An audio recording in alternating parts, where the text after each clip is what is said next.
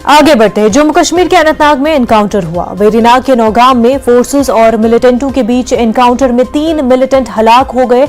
वहीं इस एनकाउंटर में 3 आर्मी के जवान और एक पुलिस एहलकार जख्मी भी हुए हैं। फिलहाल कुछ मिलिटेंटों का ताल्लुक पाकिस्तान से बताया जा रहा है, ताहम अभी महलूक मिलिटेंटों की शिनाख्त नहीं हुई है। सर्च ऑपरेशन जारी है। ये जो ऑपरेशन था ये एक जॉइंट ऑपरेशन था जिसमें फौज की 19 राष्ट्रीय राइफल, सीआरपीएफ और जम्मू कश्मीर पुलिस के एसओजी शामिल थे।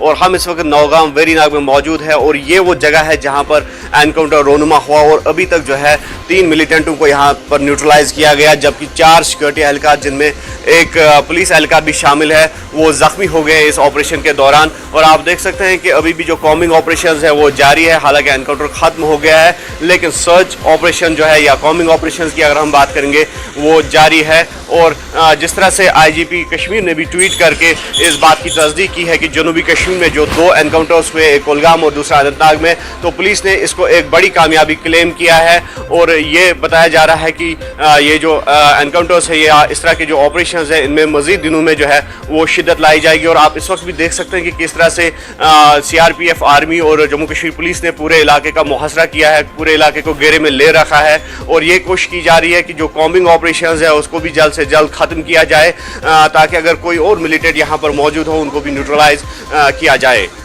न्यूज़ 18 के लिए अनंतनाग वेरीनाग से मुदस्सिर कादरी।